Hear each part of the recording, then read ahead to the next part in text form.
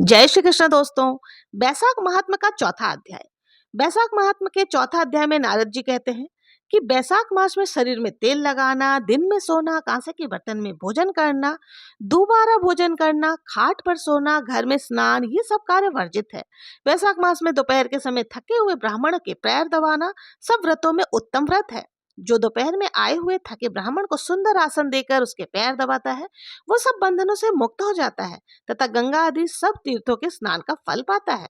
मनुष्य रोगहीन और मोटा ताजा होकर भी वैशाख मास में स्नान न करने से चांडाल योनि को प्राप्त होता है। वैशाख मास की संक्रांति के दिन जो बाहर कहीं भी जाकर किसी तीर्थ पर जाकर स्नान नहीं करता, वो 100 जन्म लेता है। वैशाख मास में अन्नदान तथा जलदान न करने से निश्चय पूर्वक सभी दुखों से मुक्त नहीं होता। वैशाख मास में नदी में स्नान करके भगवान विष्णु का ध्यान करने से निश्चय ही 3 जन्मों में किए हुए पाप नष्ट हो जाते हैं। प्रातः काल समुद्र में गिरने वाली नदियों में स्नान करने से 7 जन्मों के पाप और उषा काल में सप्त गंगा में स्नान करने से करोड़ों जन्मों के पाप नष्ट हो जाते हैं। जानवी, वृद्ध गंगा, कालिंदी, सरस्वती, कावेरी, नर्मदा और त्रिवेणी ये सप्त गंगा है। वैशाख मास में बहते हुए जल में मंजन करने से सारे जन्मों के किए हुए पाप नाश हो जाते हैं।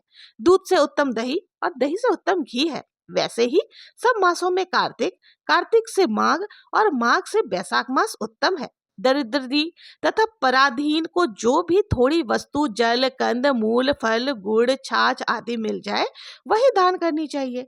दान न करने से दरिद्रता आती है और दरिद्रता से मनुष्य पाप करता है तथा पाप से नरक मिलता है। इसलिए मनुष्य को वित्त अनुसार अवश्य दान करना चाहिए।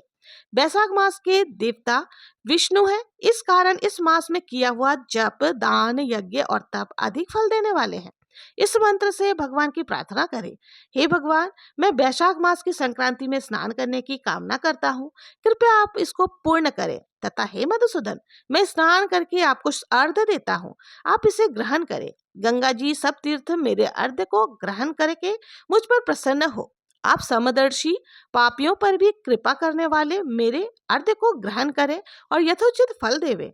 इस प्रकार अर्घ्य देकर स्नान करके वस्त्र धारण करें, अपने नित्य नियम करें और वैशाख में उत्पन्न होने वाले फूलों से भगवान का पूजन करें तथा वैशाख की कथा सुने। इससे करोड़ों जन्मों के पाप नाश हो जाते हैं। जो तुलसी दही से भगवान का पूजन करता है वो सार्वभौम राजा होकर अनेक जन्मों से विविध सुखों को भोगता है और फिर अपने कितने ही कुलों के साथ विष्णु के सायुज्य मुक्ति पाता है। चौथा अध्याय समाप्त। जय जय श्री राधे।